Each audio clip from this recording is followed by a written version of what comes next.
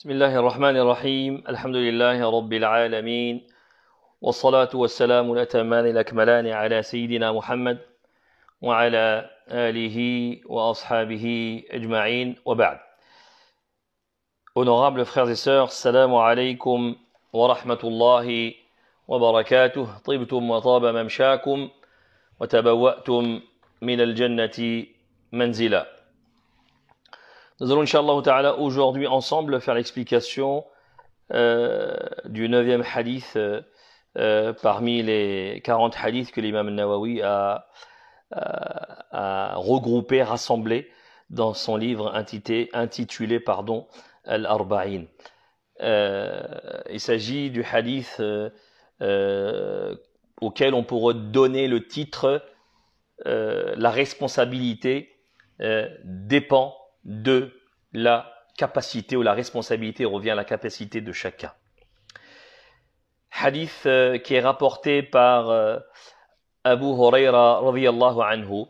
Il dit qu'il a entendu le prophète sallallahu alayhi wa sallam dire: Ma nahaytukum anhu fajtanibuh wa ma amartukum bihi fa'tu minhu mastata'tum fa innama ahlaka alladhina min qablikum kathratu masailihim واختلافهم على أنبيائهم رواه البخاري ومسلم. On va faire la traduction du hadith.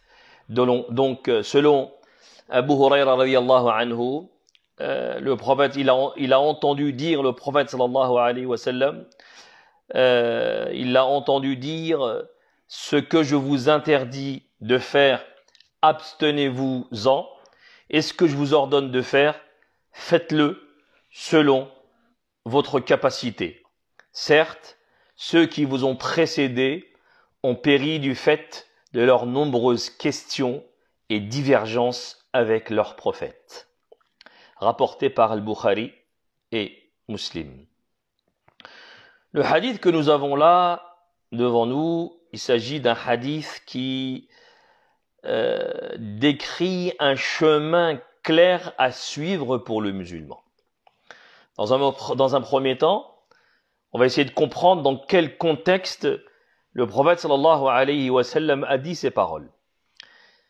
Eh bien en fait, comme cela est rapporté dans une version de Muslim, un jour, alors que le prophète sallallahu alayhi wa sallam faisait un sermon aux sahaba en leur disant: Ayyuhan nas, inna Allah qad farada alaykumul hajj fahujju, qui signifie: ô gens, Allah subhanahu wa ta'ala vous a prescrit le pèlerinage, accomplissez-le donc.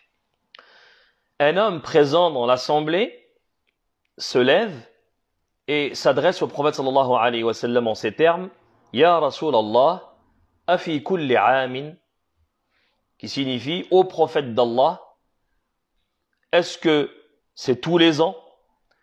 Le prophète sallallahu alayhi wa sallam se tait, il ne dit rien, sauf que l'homme répète sa question, il va la répéter 3 fois.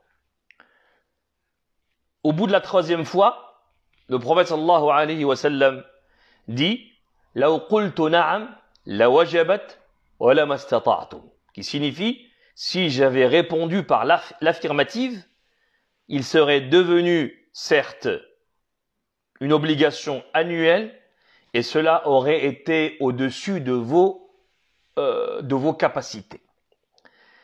C'est-à-dire que le hajj, le pèlerinage, serait obligatoire tous les ans, à renouveler chaque année, chose que la Ummah n'aurait pas pu être dans la capacité de faire. Pourquoi? Parce que le hajj, c'est une ibada, c'est une adoration qui est difficile en soi. Al-Hajj, cette ibada, nécessite de voyager, de se déplacer. C'est une ibada qui nécessite beaucoup de dépenses et énormément de moyens physiques. Et c'est pourquoi Allah subhanahu wa ta'ala l'a rendu obligatoire qu'une seule fois dans la vie. Puis le prophète sallallahu alayhi wa sallam a dit: Dharuni ma taraktukum. Dharuni ma taraktukum, qui signifie: laissez-moi tant que je vous laisse. Laissez-moi tant que je vous laisse. C'est-à-dire, ne m'encombrez pas de vos questions sur ce que j'ai passé sous silence. Puis il dit, ce qui posa, ou plutôt ce qui causa, ce qui entraîna la perte de vos prédécesseurs, de ceux qui vous ont précédés, des nations précédentes, fut de poser beaucoup trop de questions et d'être en total désaccord avec leurs prophètes. Ainsi, lorsque je vous ordonne de faire une chose, vous devez la faire dans la mesure du possible, dans la mesure de votre capacité. Et si je vous interdis une chose, alors abstenez-vous-en. Donc c'est ça la raison pour laquelle le prophète sallallahu alayhi wa sallam a dit ces paroles. Et si on regarde l'état des nations précédentes, pour reprendre la dernière parole que le prophète sallallahu alayhi wa sallam dit dans ce hadith, qui est les nations d'avant vous, ceux qui vous ont précédés parmi les nations d'avant vous, ce qui causa leur perte, c'est le fait d'avoir posé trop de questions. Si on regarde l'état des nations précédentes, on peut constater qu'elles ont été éprouvées par ce qui a été la cause de leur destruction. Ils posaient trop de questions sur des choses qui ne leur avaient pas été ordonnées de faire, sur des choses en quelque sorte qui avaient été passées sous silence. Lorsqu'on prend l'exemple du peuple de Moussa, alayhi salam, et d'ailleurs c'est un récit qui nous est relaté dans le Coran et le Karim, que tous connaissons, dans Surat al-Baqarah, quand il leur fut ordonné de sacrifier une vache,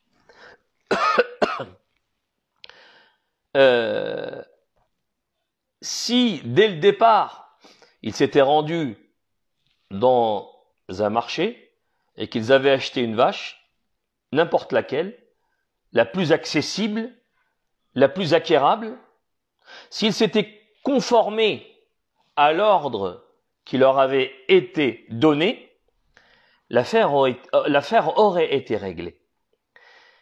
Et d'ailleurs, il ne leur était pas demandé plus que ça, que de immoler, que de sacrifier une vache. Cependant, eux, qu'est-ce qu'ils ont fait? Ils ont posé des questions au sujet de la description de cette vache. Chose, encore une fois, qu'il ne leur a pas été demandé de faire. Il fallait juste se contenter pour eux de la première vache trouvée. Il fallait l'acheter et la sacrifier. Ils ont commencé à demander à propos de son âge, puis sa couleur, avec quoi on pouvait la distinguer des autres, etc., etc. Et le Coran et le Karim, dans Surat al-Baqarah, comme je vous le disais à l'instant, il nous relate ce récit lorsqu'ils ont dit قالوا ادع لنا ربك يبين لنا ما هي. Demande pour nous à ton Seigneur, s'adressant à Moussa alayhi salam, qu'il nous précise ce qu'elle doit être. Et donc Allah subhanahu wa ta'ala leur dit, plutôt il leur répond par le biais de Moussa alayhi salam. Allah subhanahu wa ta'ala, Moussa dit, certes Allah dit que c'est une vache ni vieille, ni vierge, d'un âge moyen, entre les deux. Ils pouvaient s'arrêter là, mais ils ont continué. قالوا ادع لنا ربك يبين لنا ما لونها قال إنه يقول إنها بقرة صفراء فاقع لونها تسر الناظرين. Donc il demande à Moussa alayhi salam, demande pour nous à ton Seigneur qu'il nous précise sa couleur. Allah subhanahu wa ta'ala dit, par le biais de Moussa alayhi salam, Allah dit que c'est une vache jaune de couleur vive et plaisante à voir. Ils auraient pu s'arrêter là. Ils ont continué. قالوا ادع لنا ربك يبين لنا ما هي إن البقرة تشابه علينا وإنا إن شاء الله لمهتدون. Ils ont dit à Moussa, demande pour nous à ton Seigneur qu'il nous précise ce qu'elle est, car les vaches se confondent. Les vaches se confondent. Et donc, qala innahu yaqul, Moussa leur dit, Allah dit, innaha baqaratun la dhalulun tuthiru al-ard wa la tasqi al-harth musallamatun la shiyata fiha. Il dit, Allah dit que c'est une vache qui n'a pas été asservie à labourer la terre, ni à arroser le champ, indemne d'infirmité et dont la couleur est unie. Si ils s'étaient contentés de ce qu'Allah subhanahu wa ta'ala leur avait demandé, à savoir sacrifier, immoler une vache, n'importe laquelle, qu'ils avaient pu trouver, qu'elle soit âgée, qu'elle soit blanche ou noire ou d'une autre couleur, quelle que soit sa description, cela aurait été simple pour eux de trouver. Au départ, n'importe quelle vache aurait fait l'affaire. N'importe quelle vache entrait dans les critères. C'est-à-dire qu'ils avaient le champ large. Il y avait pour eux une multitude de possibilités. Mais dès lors qu'ils ont commencé à poser des questions sur les détails de la description de cette vache, leur champ, leur cercle s'est rétréci. Et plus ils posaient des questions, et plus ce cercle, ce champ se rétrécissait jusqu'au point où ils sont arrivés à un niveau où ils ont trouvé qu'une seule vache qui remplissait toutes ces conditions, qui avait ces descriptions. Et cette vache, cette seule vache et unique vache, appartenait à une vieille personne, et pour pouvoir l'acquérir, pour pouvoir l'obtenir, pour pouvoir l'acheter, ils ont dû donner en échange l'équivalent de son poids en or. Étant donné que les choses, lorsqu'elles sont rares, alors, eh bien, la personne qui la possède, elle peut en demander ce qu'elle veut. Les gens qui sont en face seront toujours prêts à donner pour pouvoir la posséder. On remarque qu'ils ont été rigides et durs avec leurs questions, des questions qui étaient inutiles, des questions dont on ne leur avait pas ordonné de poser. Et Allah subhanahu wa ta'ala leur a rendu la tâche dure et difficile pour en arriver à quel résultat? Eh bien celui-ci. Et d'ailleurs Allah azza wa jalla dit فَذَبَحُوهَا وَمَا كَادُوا يَفْعَلُونَ. Ils l'immolèrent alors, mais il s'en fallut qu'ils ne l'eussent pas fait. Et ça, c'est le sens de la parole du prophète sallallahu alayhi wa sallam. Dharuni ma taraktukum, laissez-moi tant que je vous laisse. C'est-à-dire, ne m'encombrez pas de questions sur ce que j'ai passé sous silence. Ne demandez pas au sujet de ce qu'il ne vous a pas été ordonné de faire. Faites ce qui vous a été ordonné et abstenez-vous de ce qui vous a été interdit, ça on va le voir maintenant. Quant à me demander au sujet de ce qui ne vous a pas été légiféré, cela n'est pas dans votre intérêt.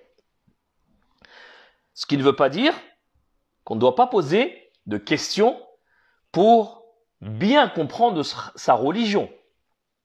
Au contraire,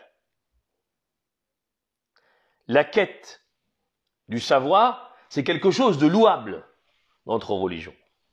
Et c'est pourquoi Allah subhanahu wa ta'ala dit فَاسْأَلُوا أَهْلَ الذِّكْرِ إِن كُنْتُمْ لَا تَعْلَمُونَ. Demandez aux sachants, demandez aux gens de science si vous ne savez pas. Donc, il est clair que ce verset nous pousse, nous incite à poser des questions pour pouvoir comprendre sa religion, pour pouvoir adorer Allah subhanahu wa ta'ala correctement, pour pouvoir adorer Allah subhanahu wa ta'ala avec basira, avec science. Et adorer Allah subhanahu wa ta'ala avec science signifie adorer Allah subhanahu wa ta'ala avec lumière. L'interdiction est dans le fait de poser des questions inutiles, des questions dans lesquelles on cherche la polémique, des questions dans lesquels on cherche à enduire en erreur le savant, le moufti ou l'imam auquel on a soumis la question. Des questions qui portent à confusion, etc. Mais en aucun cas, il est interdit de poser des questions pour comprendre sa religion. Le prophète sallallahu alayhi wa sallam dit « Ma nahaytukum anhu fajtanibuh » Ce que je vous interdis de faire, abstenez-vous-en. Qu'est-ce que cela signifie? Ce que le prophète sallallahu alayhi wa sallam a interdit, nous a interdit, on doit s'en écarter, on doit s'en abstenir, on ne doit pas le faire. Et tout ce que le prophète sallallahu alayhi wa sallam a interdit, nous a interdit, entre dans la catégorie de haram, d'illicite. Parce que le principe de base veut que l'interdiction est une interdiction dans l'absolu. Dans l'absolu. Ce qu'on appelle en arabe nahyu tahrim. Nahyu tahrim. Autrement dit, c'est véritablement interdit. Sauf, excepté, si un argument, une preuve vient nous indiquer que ce n'est pas le cas, que ça entre dans ce qu'on appelle nahyul karaha, c'est-à-dire dans le makruh, c'est-à-dire dans le détestable. Sinon, le principe de base, c'est que ce que le prophète sallallahu alayhi wa sallam a interdit, c'est interdit dans l'absolu. Parce que l'interdit se divise en deux catégories. Nahyu tahrim et nahyu karaha. Nahyu tahrim, c'est tout ce que la loi a interdit de faire, tout ce que la loi a obligé, nous a obligé de s'en abstenir, nous a obligé à ne pas faire. Exemple, l'interdiction de la consommation de l'alcool, l'interdiction de l'usure, l'interdiction du mensonge, l'interdiction de la médisance, etc., etc. Tandis que lorsqu'on dit nahyu karaha, c'est tout ce que la loi considère qu'il n'est pas permis de faire parce que c'est détestable. Donc, à éviter de faire. Autrement dit, il est préférable de ne pas le faire. Je vous donne un exemple. Le prophète sallallahu alayhi wa sallam, naha, c'est le terme qui est utilisé. C'est naha.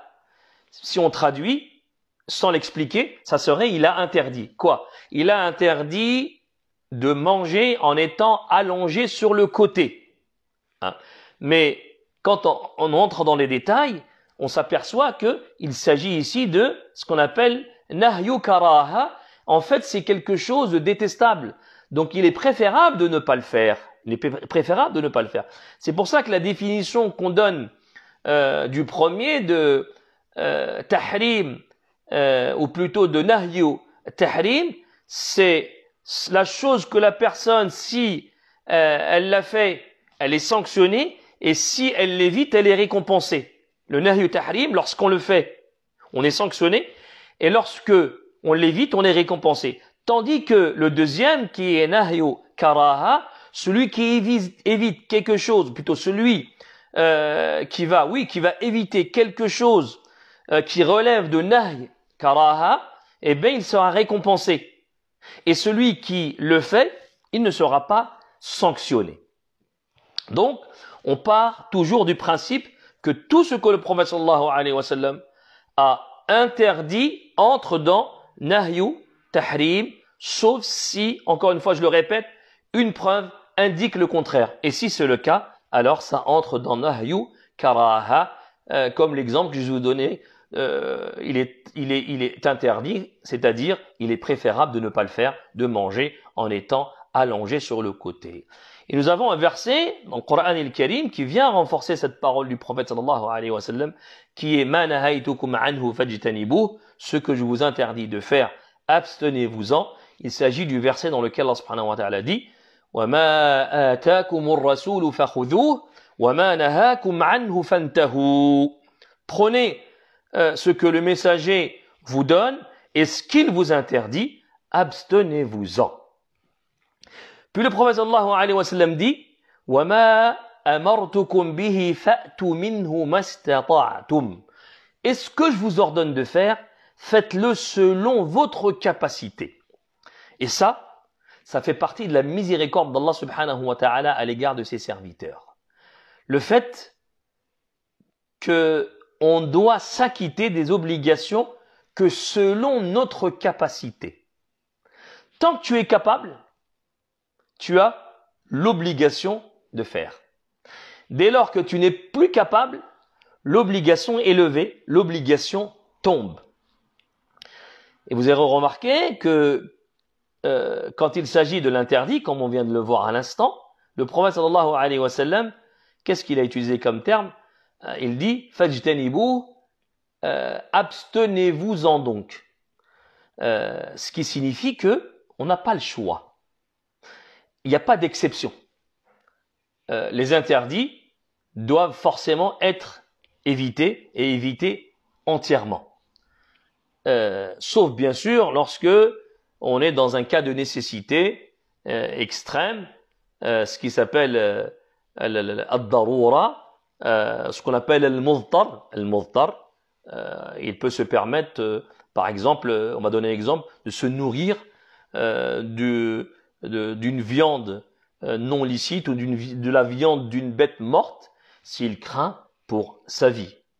Mais s'il le fait, il le fera avec une autorisation de la législation. Alors que quand il s'agit d'obligations, eh bien, on remarque qu'elles sont restreintes à la capacité de faire. Autrement dit, les obligations dépendent de notre capacité à faire. C'est pas comme les interdits. Les interdits, il n'y a pas d'exception, il n'y a pas de choix. Hein. Elles doivent être évitées. Quand il s'agit d'obligations, c'est pour ça que je vous disais que ça fait partie de la rahma, de la miséricorde d'Allah subhanahu wa ta'ala à l'égard de ses serviteurs. Eh bien, ces obligations dépendent de notre capacité à faire. Si tu es capable, eh bien, tu fais. Et quand tu es dans l'incapacité de faire, l'obligation, elle tombe jusqu'à que ton excuse prenne fin. Comme Allah subhanahu wa ta'ala dit, fattaqullaha mastata'tum. Craignez Allah subhanahu wa ta'ala donc autant que vous pouvez. Autant que vous pouvez. Il dit, la yukallifu Allahu nafsan illa wus'aha. Allah subhanahu wa ta'ala n'impose à aucune âme une charge supérieure à sa capacité. Et ça fait partie de la facilité de notre belle religion. Et la religion de l'islam, c'est une religion dont la législation est basée et construite sur le principe de taysir, le principe de la facilité et le principe de repousser la difficulté. Et ça, Allah subhanahu wa ta'ala l'expose clairement dans le Coran al-Karim lorsqu'il dit وَمَا جَعَلَ عَلَيْكُمْ فِي الدِّينِ مِنْ حَرَجٍ. Il ne vous a imposé aucune gêne dans la religion. يُرِيدُ اللَّهُ بِكُمُ الْيُسْرَ وَلَا يُرِيدُ بِكُمُ الْعُسْرَ. Allah subhanahu wa ta'ala veut pour vous la facilité. Il ne veut pas la difficulté pour vous. Donc, exemple de وَمَا أَمَرْتُكُمْ بِهِ فَأْتُوا مِنْهُ مَا اسْتَطَعْتُمْ.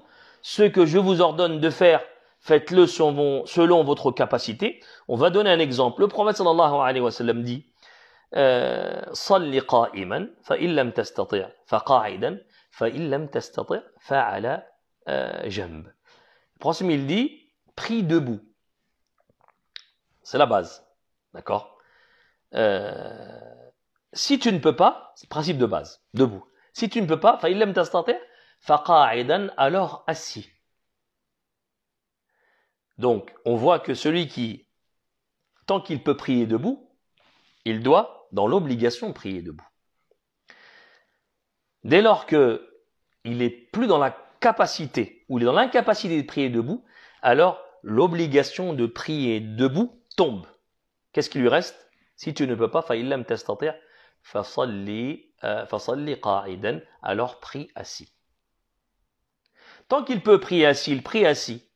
Dès lors qu'il est dans l'incapacité de prier assis, l'obligation de prier assis tombe.